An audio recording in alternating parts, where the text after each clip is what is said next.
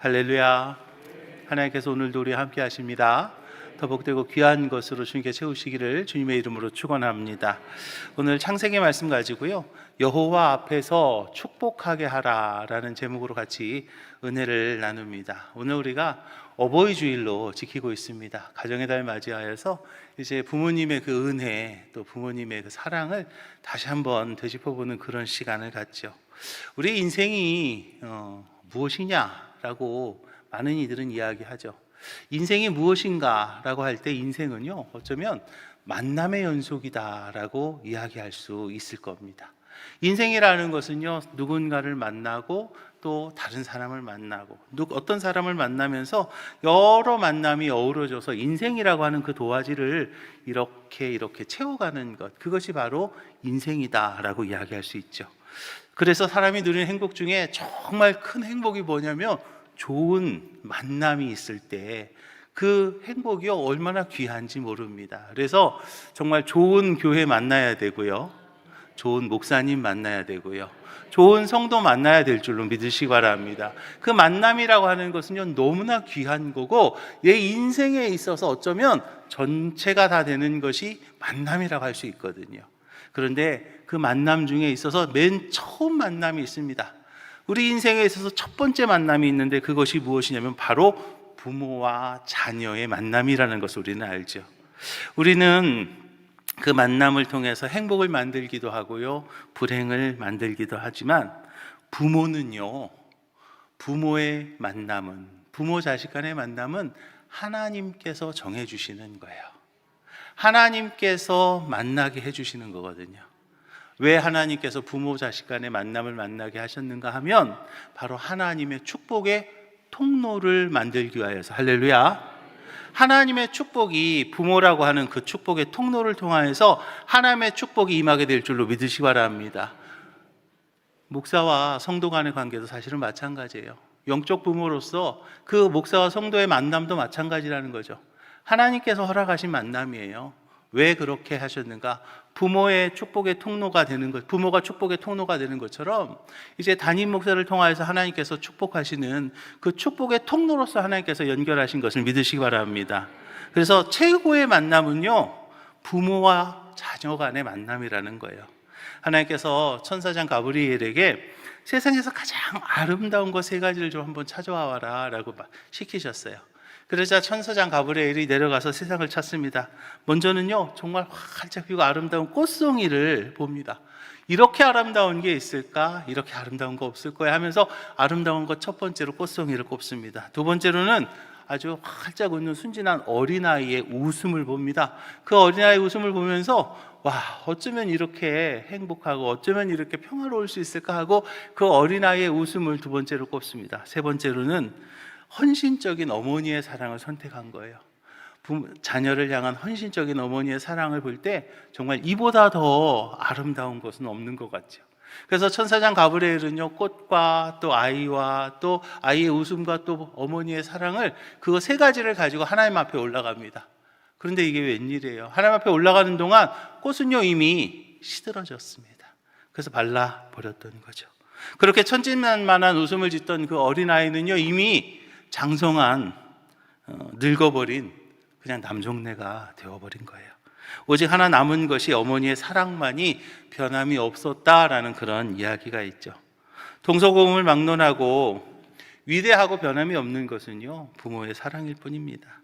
자연이 주는 행복도 있고요, 자녀가 부모의 행복을 줄 수도 있지만 우리 한평생 우리를 행복하게 하는 것, 그것은요, 부모 자식 간에, 부모 자녀 간의 그런 만남이라는 거죠. 오늘 우리가 어버이 주일로 지킵니다. 기독교에 대해서 많은 오해가 있을 수 있어요. 제사도 안 지내는 그런 불효막심한 그런 종교라고 하는 그런 잘 모르는 무식한 사람들이 얘기하는 경우가 있어요. 그런데 기독교는요, 부모님에 대한 분명한 태도를 가르치는 종교입니다. 마음과 뜻을 다하여서 행하는 효도의 종교가 바로 기독교이죠. 부모님에 대한 효도를 단순히 명령하는 것 정도가 아니에요. 이렇게 하면 이런 축복을 주겠다라고 약속까지 하면서 부모님에 대한 효도를 명령하는 거죠. 십계명에서 인간에 대한 명령 중에서 첫 번째가 바로 그거죠. 부모님을 공경하라는 것이었어요. 솔로몬은요, 잠언에서 인간의 근본이 되는 도리가 첫 번째는 하나님을 경외하는 것이요, 두 번째는 부모에게 말씀을 듣고 순종하는 것, 그것이 바로 인간의 근본이 되는 거라는 거예요. 그리고 사도 바울도요, 에베소서 6장 1절에서 말하지 않습니까? 자녀들아, 주 안에서 너희 부모에게 순종하라, 이것이 옳으니라 라고 말하고 있는 거예요. 그렇습니다. 효도라고 하는 것은요, 내가 잘 되는 거예요. 부모님께 받은 은혜를 갚는 것, 그거는 어찌 보면 인간의 도리로서 당연한 거겠죠. 그런데 감사한 것은 하나님께서 우리가 그 당연한 도리를 하는데 상급까지도 약속하셨다는 거예요. 뭐라고 약속하셨냐면, 이가 내가 잘 되고 장숙해 하리라 라고 그렇게 에베소서에서 약속하셨고요, 출애굽기에서는 그리하면 내 생명이 길리라 라고 약속하셨지요. 성경에서는요, 그렇게 효도하다 복받은 사람들 나와요. 첫 번째가 누구냐면 바로 이삭이에요. 효도하다가 축복의 주인공 되었고요, 두 번째는 요셉이 하나님 부모에게 효도하다가 축복의 주인공이 됩니다. 또 룻이라는 사람도 효도하다가 축복의 주인공이 됐어요. 오늘 본문은요, 이삭이 자녀에게 축복 기도하는 그런 내용입니다. 이 말씀에서 우리는 왜 부모님을 귀하게 여기고 공경해야 하는지, 오늘 저와 여러분 주시는 하나님의 음성을 듣고 이제 축복의 주인공들이 다 되시기를 주님의 이름으로 축원합니다. 먼저는요, 부모님은 하나님께서 준비하신 첫 번째 축복의 통로가 된다는 것을 우리는 기억해야 될 줄로 믿으시기 바랍니다. 한 청년이요, 이런 말 했대요. 나는 외모는 엄마 닮았고 성격은 아빠 닮았는데 통장은 왜 안 닮아서 이렇게 텅텅 비어 있어? 모두가 다 그냥 웃습니다. 그런데 이 사실에는요, 이 말에는 우리가 깨달아야 될 진실이 들어있어요. 우리는 생각보다 많은 것을 우리 부모님들에게 물려받았다는 거예요. 외모도 그렇지요, 성격도 그렇지요, 또 삶을 시작할 수 있는 기반과 축복의 씨앗을 부모님으로 통해서 우리가 받지 않았나요? 하나님은요, 제가 말씀드린 것처럼 우리의 인생에 복을 주시기 위해서 가장 먼저 준비하신 축복의 통로로 우리 부모님을 세우신 것을 믿으시기 바랍니다. 하나님의 복이요, 한번 생각해 보세요. 하늘에서 갑자기 뚝 떨어진 적이 있습니까? 하나님이 여기 축복이야 하고 툭 하고 던져준 적이 한 번도 없어요. 하나님의 축복은요, 어떻게 오는가 하면 그 관계 속에서 흘러 들어오는 거예요. 하나님은요, 부모님을 통해서 생명과 물질, 그리고 영적인 은혜까지도 흘려보내는 축복의 통로로 부모를 세우신 거예요. 우리의 생명 어디서 왔습니까? 부모님을 통해서 왔지 않았어요? 예수님도 마리아의 그 몸을 통해서 이 땅에 오신 거예요. 하나님의 아들이어도 육체를 입기 위해서 부모라는 문을 거쳤잖아요. 우리도 역시 부모님을 통해서 우리가 이 땅에 태어난 거 아닙니까? 이렇게 부모님은요, 하나님이 주신 생명의 시작점이 되는 것이고요, 창조 질서를 상징하는 축복의 문인 것을 기억하시 바랍니다. 두 번째로 물질의 공급도 마찬가지예요. 우리 어린 시절 어땠습니까? 내가 태어나서 내가 잘나서, 목사님 저는요, 우리 부모님한테요 받은 게 하나도 없습니다. 나는요, 우리 부모님한테 받은 게 하나도 없습니다 라고 하는 분 한번 보자고요. 젖은 누가 줬는데요? 이유식은 누가 먹였는데요? 부모님이 먹이고 입혀가지고 그만큼 큰 거 아닙니까? 그리고 하나님의 손길이 함께한 결과였죠. 부모는요, 자녀를 위해서 덜 먹고 덜 자고 더 걱정하면서 살아가요. 새들이 둥지를 왔다 갔다 하면서 그 새끼들한테 그 벌레를 잡아다 막 먹이는 것처럼 말입니다. 부모는요, 자녀를 위해서 끝없는 희생을 감당하지 않습니까? 이제 성인이 된 우리가요, 그 희생을요 다시 떠올릴 줄 알아야 되는 거죠. 그리고 감사할 수 있어야 되는 거예요. 그렇게 감사가 회복될 때 하나님의 축복도 더 크게 저와 여러분들 가운데 역사하게 될 줄로 믿으시기 바랍니다. 그리고 무엇보다도 부모는요, 영적인 축복의 통로가 되는 것을 믿으시기 바랍니다. 세상의 부모들도, 예수 안 믿는 부모들도요, 자녀들 위해서 기도한다 그러면요 다 좋아해요. 제가 목사잖아요. 예수 안 믿는 사람들 만납니다, 어떨 때는. 그런데요, 저한테 얘기해요. 목사님, 우리 딸이 이번에 뭐 어디 대학교 가는데, 그래서 목사님 좀 기도 좀 해주세요. 아니, 교회도 안 다니면서 말이야. 근데요, 그래서 제가 기도해 주거든요. 또 뭐 정한수 떠놓고 새벽마다 기도하는 그런 부모님들도 있잖아요. 하물며 전능하신 하나님 앞에 기도하는 우리 부모님들의 그 기도는요, 우리 자녀 인생에 있어서 가장 강력한 영적인 유산이 되는 것을 믿으시기 바랍니다. 오늘 본문 속에 이삭을 봅니다. 눈이 어두워졌어요. 육신은요 이미 다 쇠약해졌어요. 그런데 그에게 뭐가 있었어요? 기도가 있었죠. 그 이삭의 기도는요, 야곱의 미래를 바꾸는 축복의 열쇠가 되었던 것을 우리는 기억합니다. 이삭의 권세는요, 그가 가지고 있었던 뭐 양, 소 그런 재산이 아니었어요. 이삭의 권세는요, 기도하는 입술에 있었던 거예요. 그 기도가 자녀를 향한 하나님의 축복의 통로를 여는 그러한 축복의 통로였던 것이죠. 여러분들의 그 부모님이 기도하시는 분이라면 그 여러분들의 그 부모님들의 그 기도의 입술이요 마르지 않도록 여러분 정말 잘 섬겨야 될 줄로 믿으시기 바랍니다. 그 축복이 멈추지 않도록 여러분들의 마음을 다 하셔야 되는 거예요. 그 기도의 무릎이요 쇠하여지지 않도록 여러분들은요, 우리 부모님들 또 날 위해서 기도해 주시는 아예 영적인 부모 있지 않습니까? 우리의 영적인 부부들 있잖아요. 그분들에게 그 마르지 않는 축복의 우물이 될 수 있도록, 그 우물이, 기도의 축복의 우물이 마르지 않도록 우리는요 그들을 섬기고, 그리고 그 부모님들에게 정성을 다해야 될 줄로 믿으시기 바랍니다. 사랑하는 오목종교회 성도 여러분, 하나님께서 날 위해서 준비하신 축복의 통로는요 멀리 있지 않습니다. 어디 가가지고 막 기도했고 소나무를 막 새물이 뽑아야 뭐 축복의 통로예요. 천만의 말씀이에요. 그 축복의 통로는요 멀리 있지 않아요.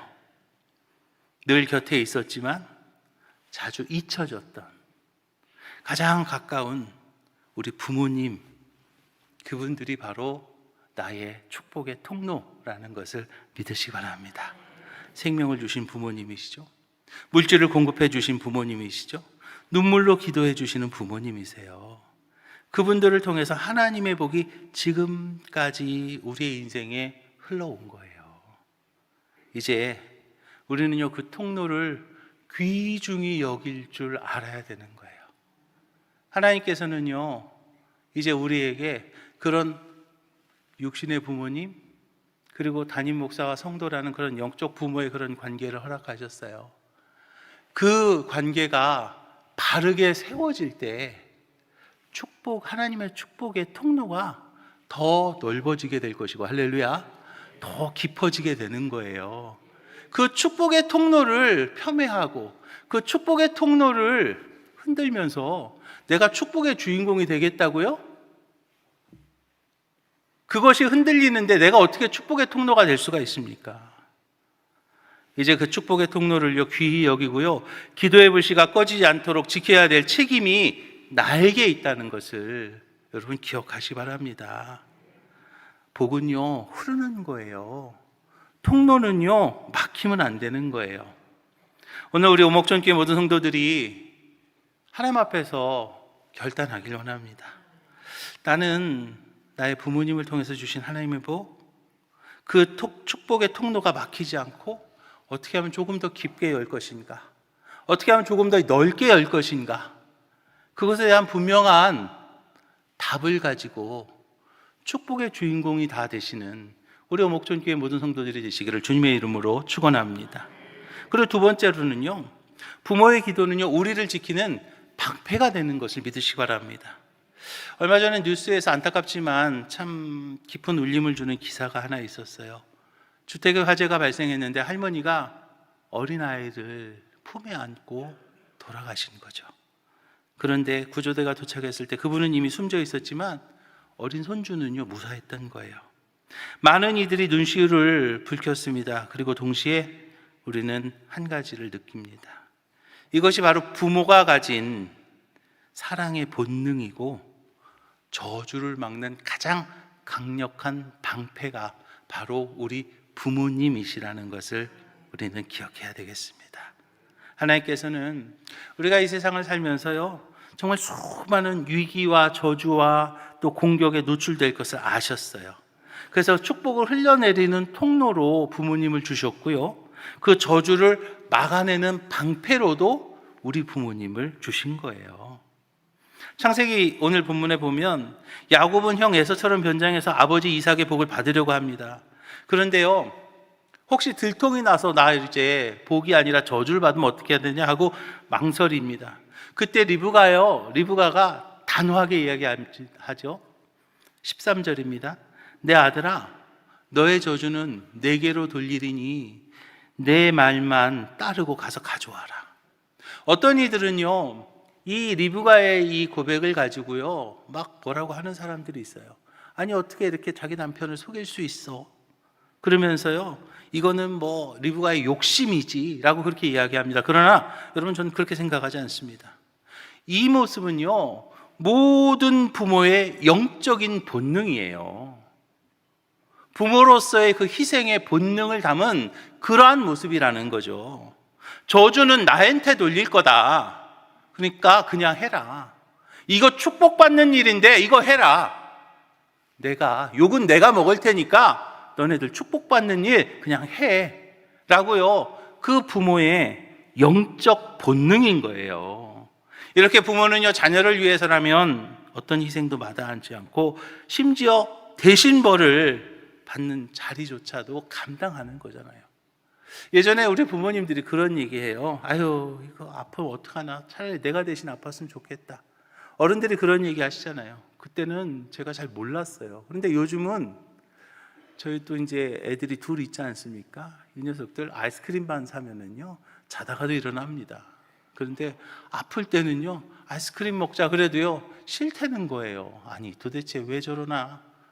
그때는요, 진짜 아빠로서, 저도 아버지잖아요. 아버지로서 마음이 너무나 속상한 거예요. 세상에는요, 자신의 생명을 다 내주는 생물들이 있다고 그래요. 가시고기 수컷은요, 알을 낳고 떠난 암컷 대신에 혼자서 둥지를 지키고 물을 순환시키고 그리고 침입자를 막아냅니다. 새끼들이 다 부화해서 떠나면 그때 자신의 생을 마감한다고 그래요. 우렁이는요, 제 몸 안에 알을 품고 새끼들이 어미의 살을 파먹으면서 성장한다고 그러죠. 어미는 껍데기만 남겨진 채 나중에는 떠내려간다고 하죠.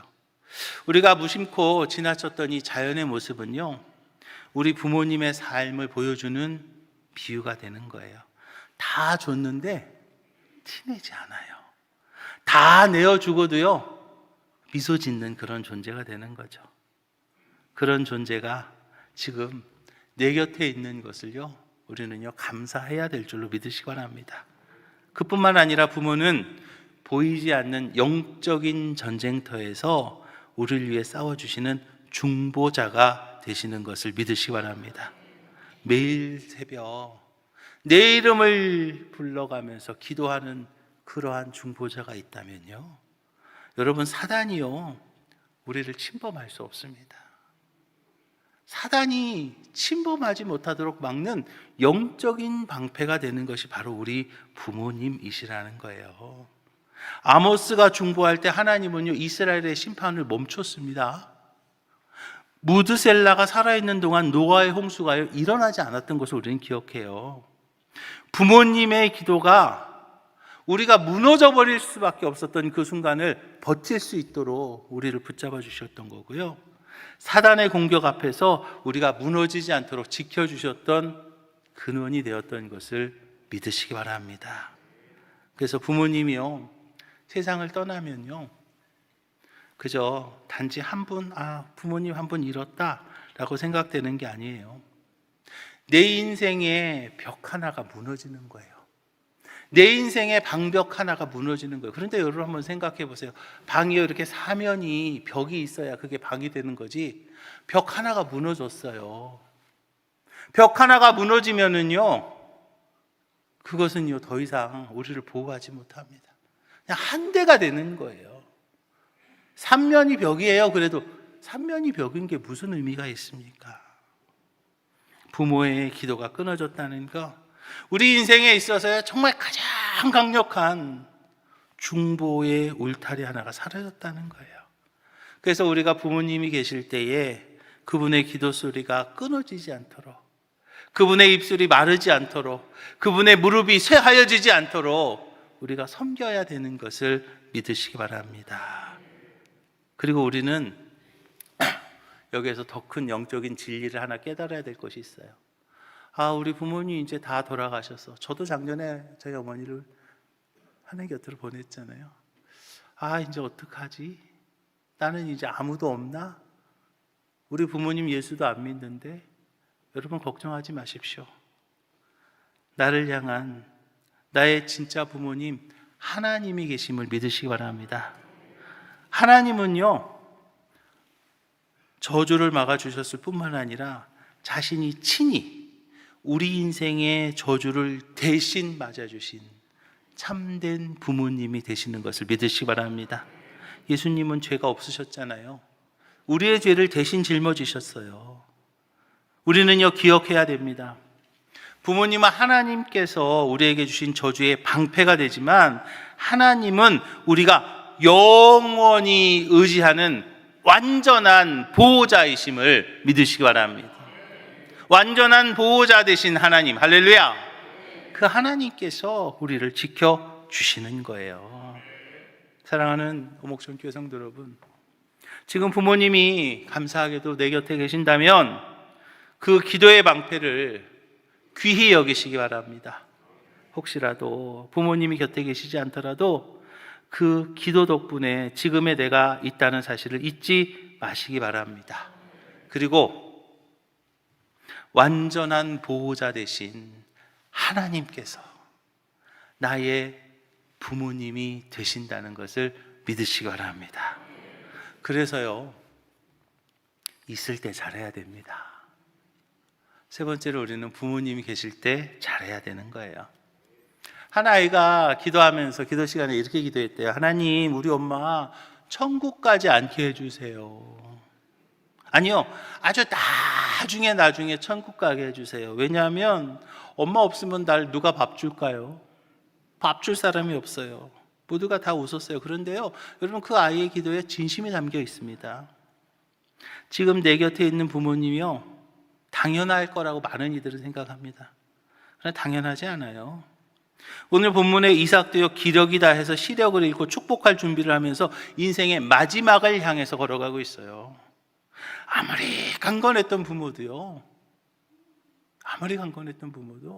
내 곁을 떠납니다.